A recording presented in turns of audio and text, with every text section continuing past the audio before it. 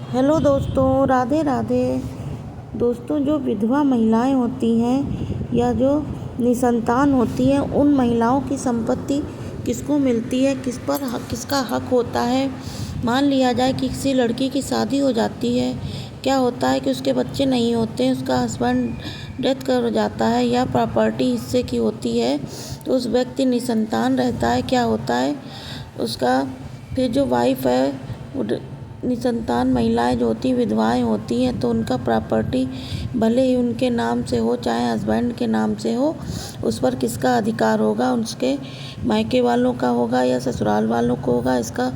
इसको लेकर बहुत सारे गलतफहमियां हैं, कन्फ्यूजन है। इस तरह के मामले बहुत कम देखने को मिलते हैं, लेकिन ये ऐसे मामले हैं जो अक्सर ससुराल वाले मायके वालों को लेकर विवाद हो जाता है। तो ऐसा हाल में एक मान्यता देखी गई है कि सितंबर 2025 में सुप्रीम कोर्ट ने इस तरह के जो मामले हैं वो ससुराल वालों के हक में होगा। ससुराल पक्ष कर सकते हैं किसी भी लड़की की प्रॉपर्टी, भले ही वह विधवा हो, निसंतान हो, उसको रहने के बाद ससुराल पक्ष का ही हक होगा। कैसे होगा?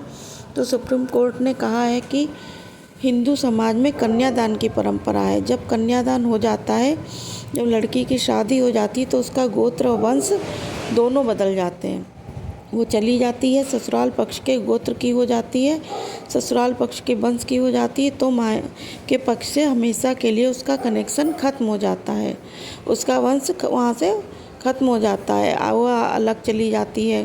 कन्यादान की परंपरा इसलिए किया जाता है कि हमने किसी लड़की को आपके हवाले कर दिया, शादी कर दी, विवाह बंधन में बंध गए, उस पर हमारा अधिकार नहीं रहा। हिंदू समाज में यह भी कहा जाता है कि डोली जैसे मायके से उठती है और ससुराल से अर्थी उठती है। सुप्रीम कोर्ट ने साफ साफ कह दिया है कि ऐसे मामलों में ससुराल पक्ष की हिस्सेदारी होगी, वहीं के प्रॉपर्टी के हकदार होंगे, संपत्ति के हकदार ससुराल पक्ष ही होंगे। महिलाएं की जो प्रॉपर्टी है, मायके वाले हस्तक्षेप करने लगते हैं, वे कोशिश करते हैं, भाई हो गया, माँ हो गई, भतीजा हो गया, भतीजी हो गई, ऐसे लोग मामला बहुत उलझ जाता है। इसलिए क्लियर कर दिया है कि सुप्रीम कोर्ट ने कि किस तरह के मामलों में सिर्फ और सिर्फ ससुराल पक्ष के ही अधिकारी हैं।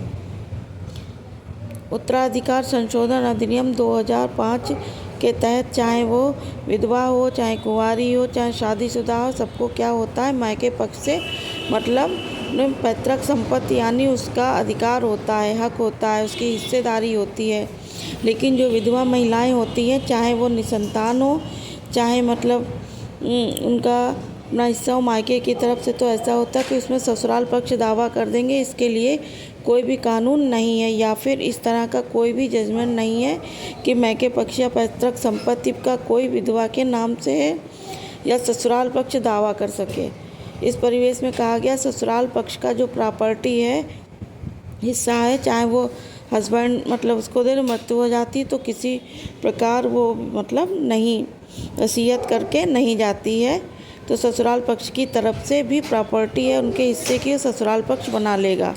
अगर इस तरह के मामले देखें, मायके पक्ष की हिस्सेदारी है तो मायके पक्ष का ही रहेगा, मायके पक्ष वालों को ही मिलेगा, चाहे वो भाई हो, माता पिता हो, पैतृक संपत्ति हो, जो भी है। ऐसा नहीं है कि मायके पक्ष पर दावा करने आ जाएं। सीधा समझ लिए कि हस्बैंड की तरफ से जो भी प्रॉपर्टी अर्जित की जाती है वह हस्बैंड के परिवार वालों को मिलेगी। अगर इनका मिल जाता है तो नहीं लिया जाता, ताकि मायके वाले जो हैं वो समय समय पर भी कानून संशोधन होता रहता है और हाई कोर्ट का जजमेंट हो कि किसी कानून में संशोधन होता है तो आपको जागरूक करने की कोशिश करता हूँ, जानकारी देने की कोशिश करता हूँ।